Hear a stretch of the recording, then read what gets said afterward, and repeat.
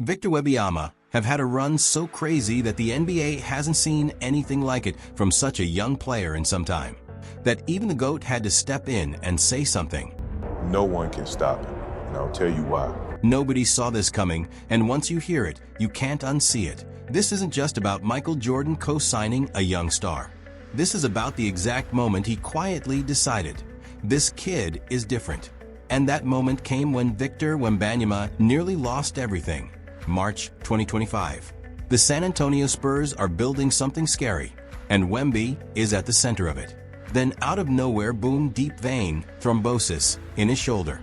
A blood clot. Not just a minor setback, the kind of diagnosis that has historically ended careers. Ask Yao Ming, ask Bill Walton. Same type of problem, same devastating outcomes. So suddenly, the conversation shifts from future MVP to will he even survive this as a player? But here's where it flips. The Spurs didn't play it safe, they went extreme. Advanced recovery protocols inspired by aerospace-level research, hyper-focused circulation training, precision rehab designed to protect performance instead of limiting it. While the world expected silence or panic, Wemby disappeared into the grind. No drama, no sympathy tour, just work. And then he came back early. Not just healthy, dangerous, faster, sharper, colder. That's when Jordan started paying attention. Not the highlights, not the stats, the mindset, the refusal to fold under pressure. That's what hit MJ, because he recognized it looked like him. Fast forward to 2026, and the noise is loud again. Critics questioning durability. Charles Barkley openly doubting him, calling him too fragile to carry the league, using the injury as proof. But this time, Jordan didn't stay quiet. He pushed back, because what Barkley saw as weakness, MJ saw as transformation. To him, that injury wasn't a setback, it was Wemby finding his edge, his version of the bad boy Pistons era. The moment a player stops trying to belong and starts trying to dominate. And Wemby didn't just train, he evolved. While others rested, he vanished into a brutal off-season. Reports of intense discipline, unconventional methods, blending physical conditioning with mental warfare, training his body and his brain to operate under chaos, exhaustion, and pressure. Not just to play the game, but to control it. Sound familiar?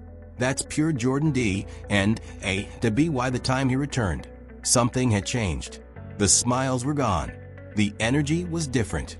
Game winners started dropping, and instead of celebrating, he'd just turn and walk away ice cold. No emotion, no noise, just execution. Even coaches felt it. Doc Rivers admitted the league is now uneasy. Because what Wemby has tapped into isn't just talent, it's that ruthless streak once owned by players like Kobe Bryant and Jordan himself. And that's the real story nobody's saying out loud. This was never about size, skill, or hype. That IT was about the moment everything nearly collapsed, and instead of breaking, he became something far more dangerous. Because once a player learns how to survive fear, they stop playing the game. They start hunting everyone in it. Of guard him than the longer guys. He's just so talented. And he's another guy that has the Kobe Michael mean streak. Right. And I love that about him as well. This isn't hype anymore, this is history kicking the door down. Victor Wembanyama isn't building toward greatness. He's already stacking a resume most legends never touched.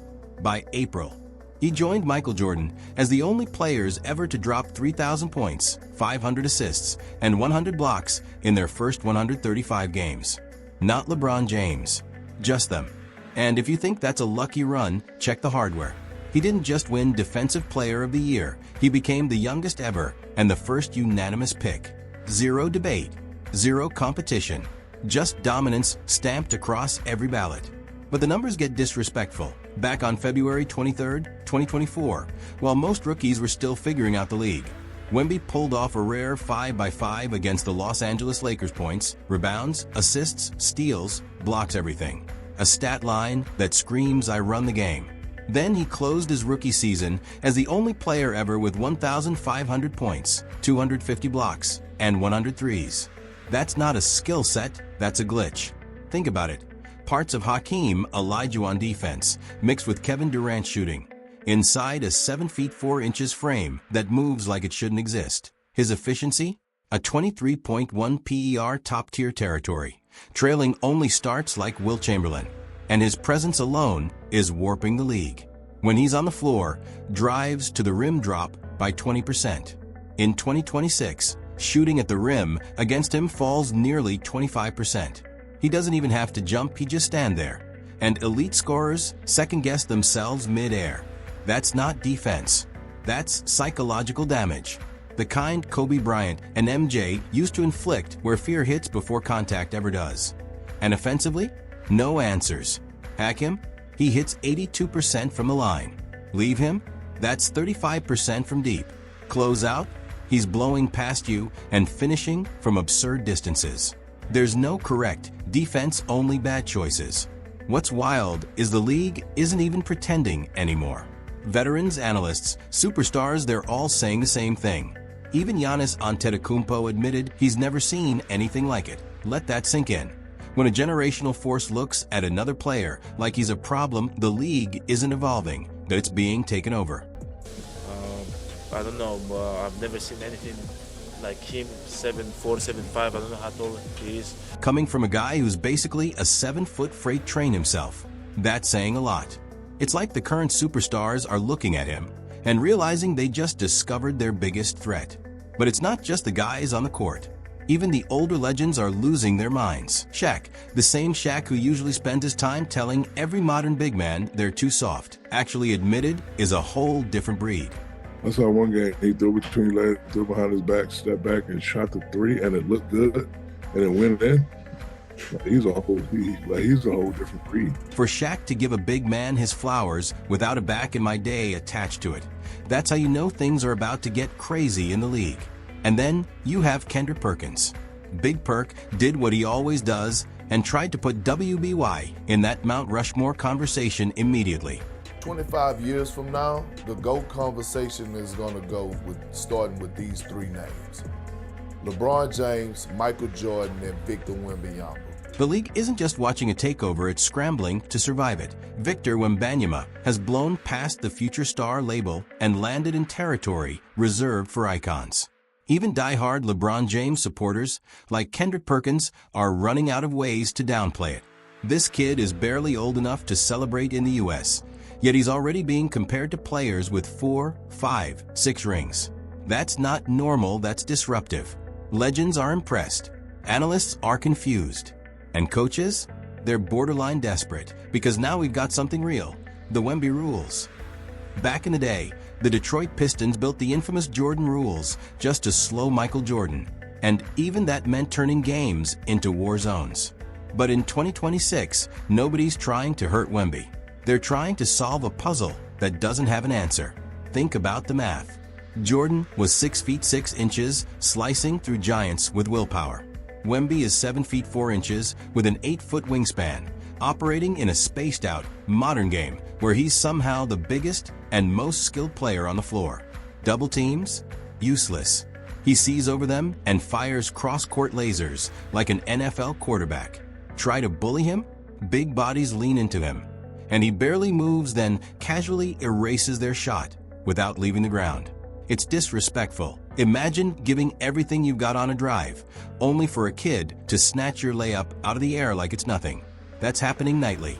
And then there's the jumper that Wemby's release point is pushing nearly 11 feet. For context, elite rim protectors like Rudy Gobert top out around 9 feet 7 inches standing reach. Even freak athletes like Anthony Davis aren't close.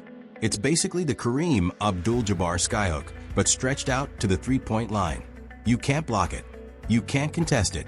All you can do is hope he misses, and he usually doesn't. So coaches are improvising, dragging centers to the perimeter, throwing unconventional schemes at him. Anything to disrupt the rhythm. But every adjustment creates a new problem. Step out too far? He glides past you for a dunk. Stay back? He rains jumpers.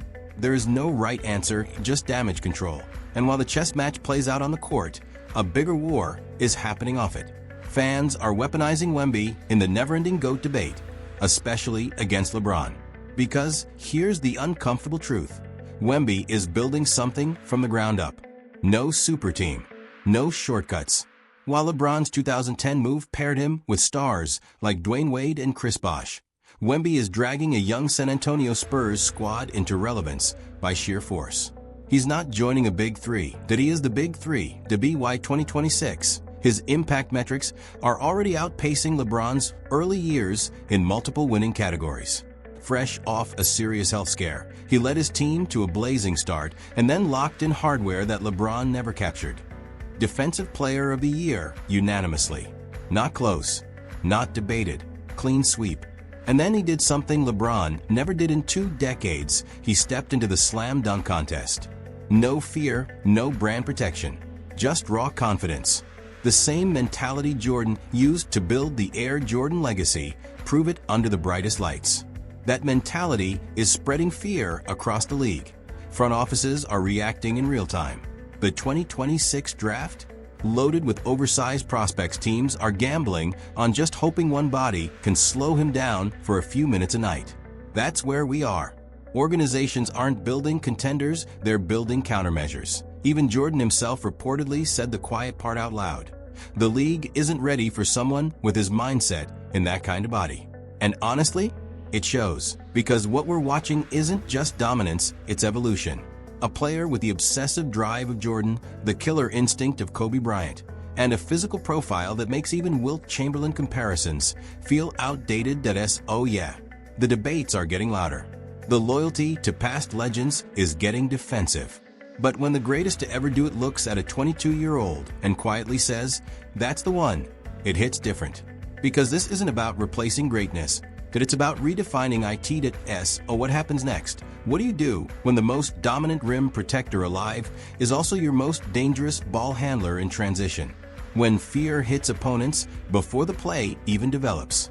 When the game itself starts bending around one player, you don't stop it, you witness it, because this isn't a phase. And it's not hype, it's the beginning of something the league has never had an answer for. And if you're still doubting it now, you're not betting against a player anymore, you're betting against the future of basketball itself.